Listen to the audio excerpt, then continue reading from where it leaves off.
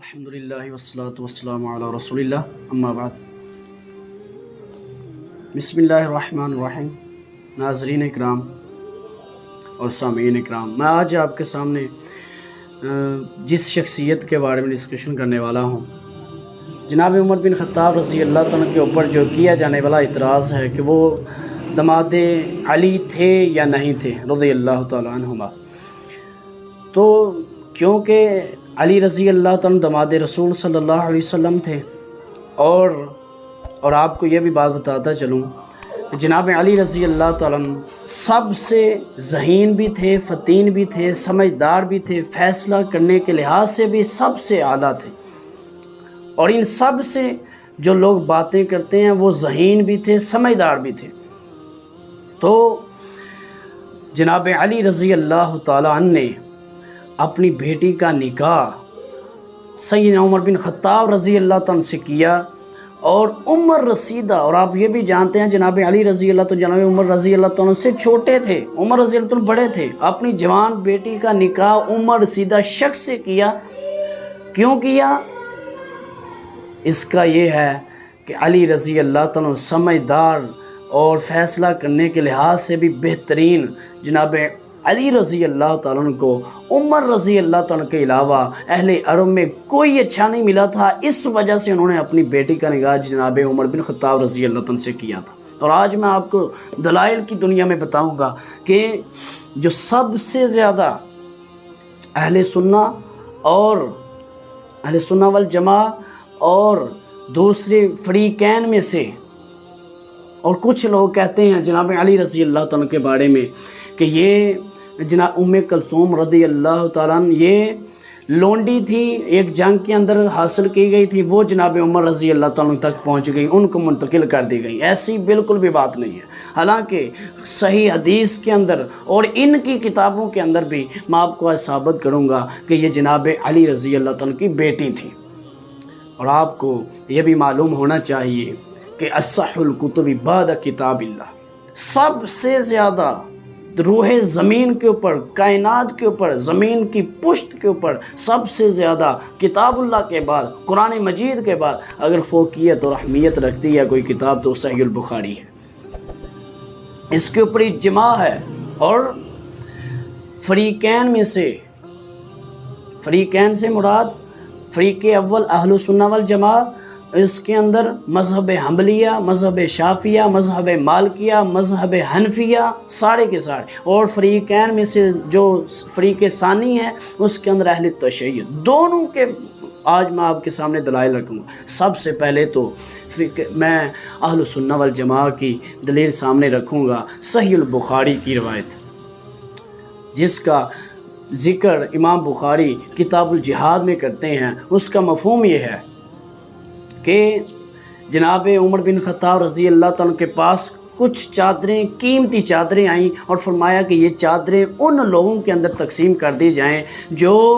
جن کی دینی لحاظ سے خدمات زیادہ ہیں۔ ساری کی ساری چادریں تقسیم ہو گئی، ایک چادر بچ گئی، اور جب ایک چادر بچی، یہ اس کتاب کا میں حوالہ دے رہا ہوں جو اصح الکتب بعد کتاب اللہ، سب سے زیادہ روح زمین کے اوپر، زمین کی پشت کے اوپر کتاب اللہ کے بعد سب سے زیادہ فضیلت کی کوئی حامل کتاب ہے تو وہ کتاب میں وہ صحیح البخاری ہے۔ تو اس کے اندر جناب عمر بن خطاب رضی اللہ تعالیٰ کے دفتر میں کچھ لوگ بیٹھے ہوئے تھے، اور جب یہ بتایا گیا کہ جہاں جہاں آپ نے، اس کا مفہوم آپ کے سامنے رکھ رہا ہوں، جہاں جہاں آپ نے وہ کہا تھا تقسیم کرنے کا، ہم نے آپ کے حکم اور آرڈر کے مطابق وہ تقسیم کر دی ہیں، اب ایک چادر بچ گئی ہے تو اس کا کیا کرنا؟ جناب عمر بن خطاب رضی اللہ تعالیٰ سوچ رہے ہیں۔ اچانک اور کچھ صحابہ اکرام عرض کرتے ہیں، اے امیر المومنین، ہم چاہتے ہیں اعطی ھذا، یہ جو چادر ہے یہ آپ عطا کر بنت رسول اللہ صلی اللہ علیہ وسلم، رسول اللہ صلی اللہ علیہ وسلم کی بیٹی کو۔ کون سی؟ التی عندک، جو آپ کے نکاح میں ہے، آپ کے پاس ہے۔ یریدون ام کلثوم بنت علی، جو علی رضی اللہ تعالیٰ کی بیٹی ام کلثوم آپ کے نکاح میں، یہ آپ اس کو دے دیں۔ تو اتنے میں جناب عمر بن خطاب رضی اللہ تعالیٰ سوچ چکے تھے. وہ کہتے ہیں کہ میں یہ چادریں ان عورتوں کے اندر تقسیم کرنا چاہتا ہوں، ان لوگوں کو دے رہا ہوں جن کی دینی اعتبار سے خدمات زیادہ ہیں. تو میرے ذہن میں ایک عورت آئی ہے ام سلید، وہ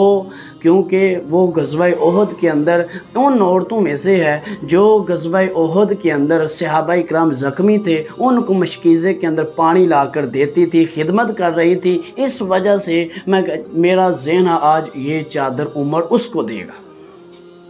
تو ضمناً بات یہ حل ہوئی، یہ پتہ چلا کہ یہ جو ام کلثوم ہیں یہ جناب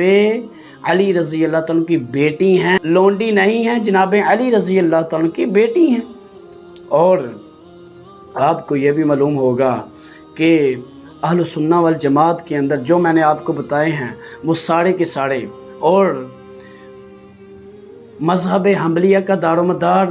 فقہ حنبلیہ پر ہے، مذہب مالکیہ کا دار و مدار فقہ مالکیہ پر ہے، مذہب حنفیہ کا دار و مدار فقہ حنفیہ پر ہے، مذہب شافعیہ کا دار و مدار فقہ شافعیہ پر ہے، اور اسی طرح اہل تشیع کا دار و مدار فقہ جعفریہ پر ہے. جو فقہ جعفریہ کیا ہے؟ فقہ جعفریہ امام جعفر صادق کے فتاوے کا نام ہے، اور آج میں انہی کے فتاوے آپ کے سامنے رکھوں گا، کیونکہ ان کی فقہ کا دار و مدار، ان کے فقہ اہل تشیع کا دار و مدار فقہ جعفریہ پر ہے، اور فقہ جعفریہ امام جعفر صادق کے فتاوے کا نام ہے. تو اس لیے میں آج ان کے ہی فتاوے آپ کے سامنے رکھوں گا. ان کی کتاب ہے ایک جس کا نام ہے مسالک الافہام، اس کے اندر موجود ہے امام جعفر صادق سے ایک بندے نے مسئلہ پوچھا، کہنے لگا کہ کیا ہاشمی کا غیر ہاشمی سے نکاح ہو سکتا ہے، رشتہ داری ہو سکتی ہے؟ چونکہ جناب جعفر صادق وہ دلائل سے بات کرتے تھے، جب بھی کوئی مسئلہ بیان کرتے تو اس کے ساتھ دلیل دیا کرتے تھے. تو کہتے ہیں جی ہاں ہو سکتا ہے. انہوں نے کہا اس کی دلیل یہ ہے زوج علی ابنتہ من عمر، چونکہ علی رضی اللہ تعالیٰ کی زوج علی ابنتہ، جو علی رضی اللہ تعالیٰ کی بیٹی ہے اس کا نکاح کس سے ہوا تھا؟ من عمر رضی اللہ تعالیٰ سے. اس سے بھی پتہ چلا کہ جو ام کلثوم ہیں زوج علی ابنتہ ام کلثوم من عمر، جو علی رضی اللہ تعالیٰ کی بیٹی ام کلثوم ہے اس کا نکاح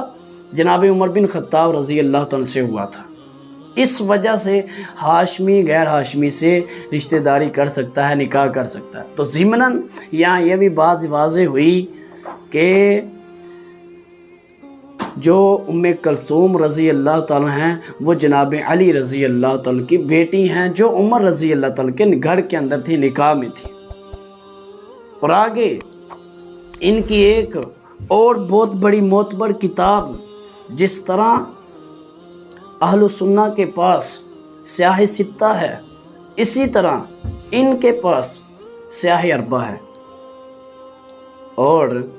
جو اہل سنہ والجماع کے پاس سیاہ ستہ ہے اس کے اندر دو کتابیں ایسی ہیں صحیح البخاری اور مسلم، وہ ان کی صحت کے اوپر اتفاق ہے، اور باقی کے اوپر کچھ احادیث ایسی ہیں جن کے اوپر کلام ہے. تو آپ کو یہاں میں کیا بات واضح کرنا چاہتا ہوں کہ ان کی ایک کتاب ہے جو سیاہ اربع میں سے ہے، جو جس طرح ہمارے اہل سنہ والجماع کے ہاں وہی جو میں نے آپ کو مذہب بتائے ہیں ان سب کے ہاں یہ صحیح البخاری اور سیاہ ستہ اہم ہیں، اسی طرح ان کے ہاں سیاہ اربع اہم ہیں. ان میں سے ایک کتاب جس کا نام ہے کتاب الاستبصار، کتاب الاستبصار. اور یہ جو میں مسئلہ بیان کرنے لگا ہوں یہ اہل سنہ والجماعت کی کتاب کے سنن نسائی کے اندر بھی یہ واقعہ موجود ہے. کیونکہ میں امام جعفر صادق کے مسائل آپ کے سامنے، ان کے فتاوے آپ کے سامنے رکھ رہا ہوں، تو اس لیے امام جعفر صادق سے مسئلہ پوچھا گیا، امام صاحب کیا دو قریبی رشتہ دار فوت ہو جائیں،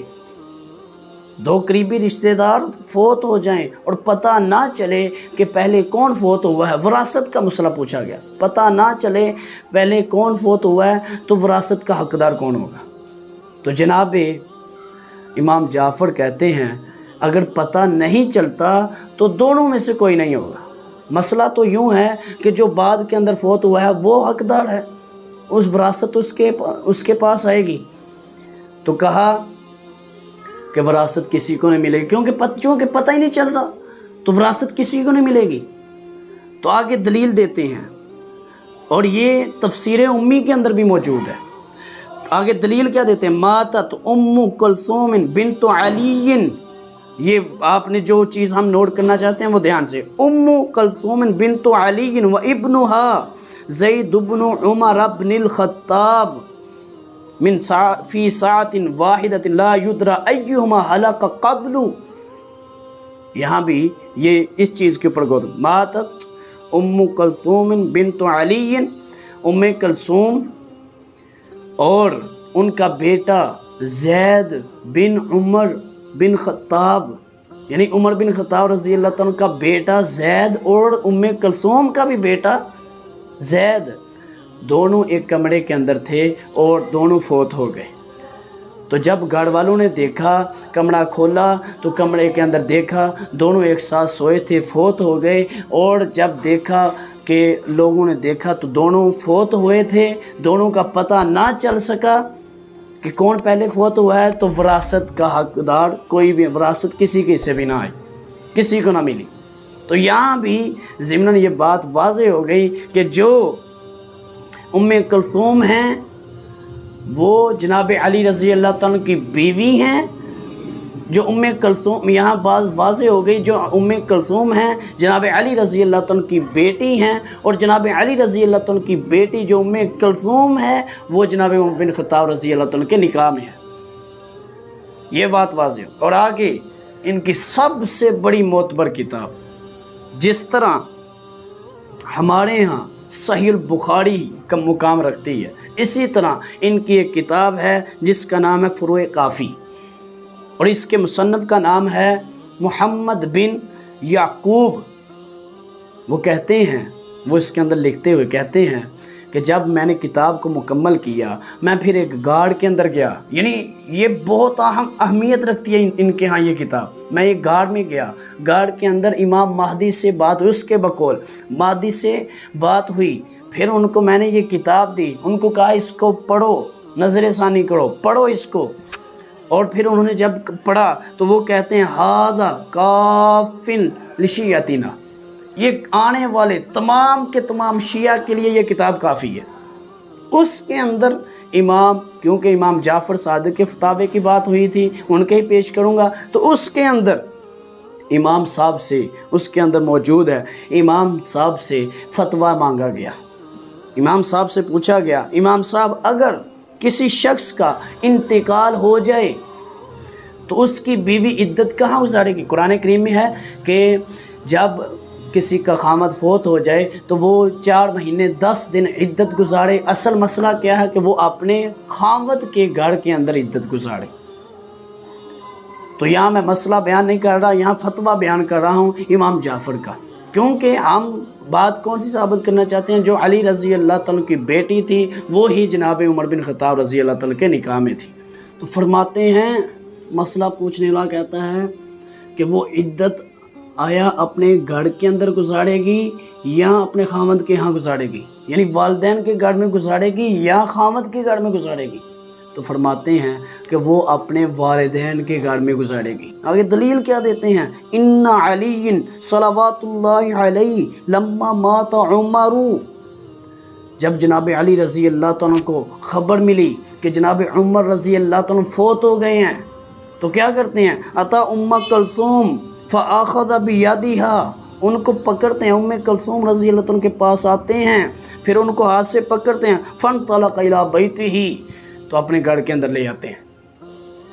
تو یہاں سے بھی یہ بات واضح ہوئی کہ جو جناب عمر بن خطاب رضی اللہ عنہ کے گھر میں تھیں وہ جناب علی رضی اللہ عنہ کی بیٹی تھی، لونڈی نہیں تھی۔ اور مجھے سامعین گرام، ناظرین گرام، مجھے اس چیز کا بتائیے کہ آپ کوئی بھائی، کوئی باپ، کوئی بھی انسان اپنی بیٹی کا انتخاب کیسا کرتا ہے؟ خود جتنا مرضی گناہ گار ہو، جتنا مرضی خطا کار ہو، اپنی بیٹی کا انتخاب کیسا کرتا ہے؟ کسی منافق کا، کسی زانی کا، کسی جھوٹے انسان کا، کسی خیانت کرنے والے انسان کا، کس انسان کا؟ ہماری سوسائٹی کس انسان کا انتخاب کرتی ہے؟ وہ اپنی سوسائٹی میں کس انسان کو دیکھتا ہے جو اس کو پوری سوسائٹی میں اچھا انسان لگتا ہے، اچھا ملتا ہے، اس کا اپنی بیٹی کا انتخاب اس کے ساتھ کرتا ہے، وہ